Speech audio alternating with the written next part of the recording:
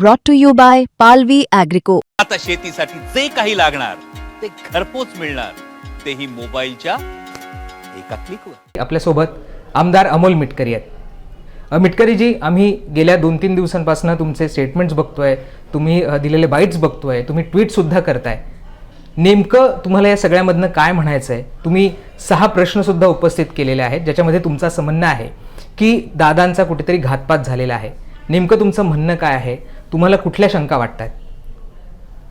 मी एकटा ही भावना बोलून दाखवलेली नाही. महाराष्ट्राच्या घराघरात चुली चुलीपर्यंत पारावर हा रोज एक चर्चेचा विषय ठरलाय की आदरणीय अजितदादा 26 जानेवारीला देशाच्या प्रजासत्ताक दिनाचा ध्वज फडकवतात पुण्याला पालकमंत्री म्हणून, आणि 28 जानेवारीला तोच ध्वज, त्याच ध्वजामध्ये म्हणजे तिरंग्यामध्ये त्यांचं देह लपेटलेला बारामतीला येतो. आता ज्या दिवशी दादा 28 तारखेचा जो कार्यक्रम आहे तो माझ्या हातात आहे दादांचा. 7:30 मोटारीने प्रयाण, 7:55 शिवाजी महाराज आंतरराष्ट्रीय विमानतळ गेट नंबर 8 मुंबई येथे आगमन, 8 वाजता विमानाने प्रयाण, 8:30 बारामती विमानतळ जिल्हा पुणे येथे आगमन, आणि नंतर 8:45 सहयोग निवासस्थान भिगवण रोड बारामती जिल्हा पुणे येथे आगमन. म्हणजे दादा ज्या वेळेस लँड होणार होते तो टायमिंग आहे 8:30 त्या दिवशी आपल्या राज्याचे माजी आरोग्य मंत्री राजेश टोपे साहेबांनी पत्रकारांशी बोलताना सांगितलं होतं की त्यांना 7:30 त्यांच्या गावचा एक रहिवासी जो त्या जे ते गाव आहे गोजूबावी विमान जिथं दुर्घटना झाली त्या ठिकाणी तो प्रत्यक्षदर्शी होता, आणि त्यांनी सांगितलं 7:30 विमान तिथे कोसळलं आणि त्यांना तो धक्का बसला. त्यांनी टीव्ही वगैरे चेक केली.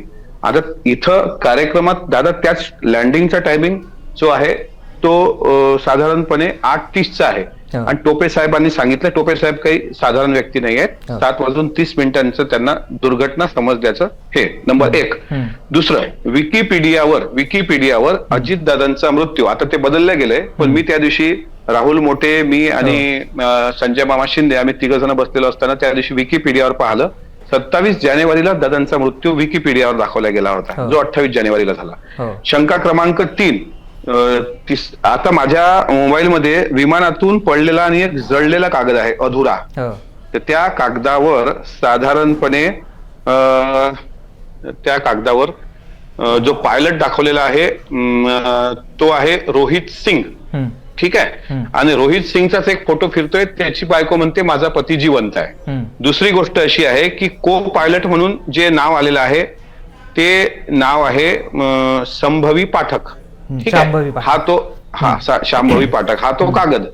हे विमानात जळलेला कागद आहे, हा विमानात जळलेला म्हणजे थोडीसा आग लागलेला हा तो कागद आहे. याच्यामध्ये रोहित सिंगचं नाव आहे कॅप्टन म्हणून. मुळामध्ये ज्या दिवशी तो अपघात झाला त्या अपघाताची माहिती विमानात किती लोक बसली होती, तर पहिले 6 लोक बसली होती असं मीडियाने साधारणपणे दाखवलं, आणि 6 लोक बसलेली असताना मृतदेह 5 आढळले. त्यावर माझी शंका आली की टीव्ही 6 दाखवते आणि मृतदेह 5 कसे. मग मी त्यात कोण कोण होतं त्याची माहिती घेतली. त्या पोलीस वायरलेसच्या आणि दादांच्या एकंदरीत याच्यामध्ये जो मला निरोप आला त्याच्यामध्ये हे एक अजितदादांच्या कार्यालयातून हे आलेलं आहे नोट. याच्यामध्ये पॅसेंजर एकूण 5 आहेत. त्याच्यामध्ये श्री अजित पवार, श्री विदीप जाधव, पिंकी माळी, आणि क्रूचं नेम म्हणजे कॅप्टन सुमित कपूर आणि कॅप्टन शांभवी पाठक. आता सुमित कपूरचं नाव इथे आहे, म्हणजे दादाचा पायलट कोण होता? अर्थातच सुमित कपूर होता, कारण त्यांनी या विमानात तो बसलाय. आणि जळलेला कागद काय सांगतोय? रोहित सिंग होता. मग आमची शंका अशी आहे का रोहित सिंग जर पायलट नव्हता तर मग कागद जळलेल्या अवस्थेत कसा? नंबर 1. आणि जर हा तो दुसरा काय त्याचं नाव सुमित कपूर जर तिथे पायलट होता तर मग त्याची डेड बॉडी आहे की नाही आहे, तो त्याच्यात गुन्हेगार आहे का? त्याची पत्नी म्हणते माझा पती जिवंत आहे. ह्या सगळ्या संभ्रमावस्था झाल्या. मुळामध्ये उज्ज्वल निकम साहेब आता ज्येष्ठ विधिज्ञ आहेत, ते म्हणतात की 5च मृतदेह होते, टीव्हीने 6 दाखवले, मग पत्रकार खोटे बोलले का तुम्ही खरे बोलताय? ते एकदा कन्क्लुजन दूर होऊ द्या. तिसरा एक महत्वाची गोष्ट म्हणजे मी थोड्या टप्प्याटप्प्याने जातो, 2-4 मिनिटं शिल्लक गेले तरी चालतील, पण मला मुंबई तकला हे सांगणं खूप महत्वाचं आहे, कारण तुमचा शो भरपूर लोक पाहतात. याच्यामध्ये साधारण गोजूबावी गावच्या सरपंच कल्याण आटोळे यांचं प्रत्यक्षदर्शी म्हणून स्टेटमेंट असं आहे की ही ज्यावेळेस ती दुर्घटना घडली त्यावेळेस विमान लँडिंग करण्याच्या प्रयत्नात असताना अचानक हवेत एका बाजूला गेले, कल्ले. विमानाचा आवाज बदलल्याचे लक्षात येताच गावातल्या मुलांनी नागरिकांनी आरडाओरड सुरू केली. काही सेकंदात हे विमान जमिनीवर आदळले. ते दृश्य बघून आम्ही हतबल झालो आणि पुढे सरपंच कल्याण आठवडे म्हणतात, आम्ही आवाजाच्या दिशेने धाव घेतली. विमान जमिनीवर कोसळले होते, त्यातून धूर निघत होता. आम्ही मदतीसाठी जवळ पोहोचलो तेव्हा विमानाच्या आतून कुणीतरी बाहेर पडण्याचा केविलवाना प्रयत्न करण्यात असल्याचे आम्हाला दिसले. पण दुर्दैवाने त्याच क्षणी एक मोठा स्फोट झाला आणि आम्हाला त्यांना वाचवता आले नाही. म्हणजे विमानाच्या खिडकीतून कोणीतरी बाहेर येण्याची धावपळ करताना त्या गोजूबावीच्या सरपंचांनी त्या ठिकाणी पाहिलेलं आहे. माझा पुढची शंका अशी आहे की VSR व्हेंचर्स लेव्हल 1 हे जे विमान होतं हे नादुरुस्त विमान ज्याच्यावर 1 वर्षापूर्वी बंदी आणली गेली होती, ते विमान अजित दादाला दिलं गेलं होतं. म्हणजे या विमानाच्या प्रवाशांच्या सुरक्षेचे बाबत कुठली शाश्वती नव्हती म्हणून ESAA ने TCO परवाना निलंबित, या विमानाचा TCO परवाना निलंबित केला होता. म्हणून सप्टेंबर 2023 मधील लार्जेस्ट 45 अपघाताची माहिती कंपनीने लपवली असल्याचा दावा सुद्धा याबाबत झालेला आहे. आणि ऑक्टोबर 2023 ते नोव्हेंबर 2024च्या दरम्यान EASA ने 5 वेळा यांना स्मरणपत्र पाठविले. कुणाला? VSR व्हेंचर्स लेव्हल 1 ला, या कंपनीला. आणि इतक्या वेळा सूचित करूनही असहकार्य करणाऱ्या कंपनीवर भारताने कारवाई केली नाही. काही दिवसांपूर्वी रुपानी नावाचे गुजरातचे मुख्यमंत्री, त्यांचं असं दुर्दैवी माजी मुख्यमंत्र्यांचा असा अंत झाला. त्यावेळेस दादा आमच्या अकोल्यालाच होते आणि तेव्हाच एक GR आला होता 2-4 दिवसामध्ये, अशा नादुरुस्त विमान ज्यावर बंदी आहे ते विमानं VIP लोकांना वापरायला देण्यात येऊ नये. मुळामध्ये पुढची शंका सकाळी ट्रॅफिक नसताना जे पायलट ठरलेले होते ते पायलट का बदलले गेले.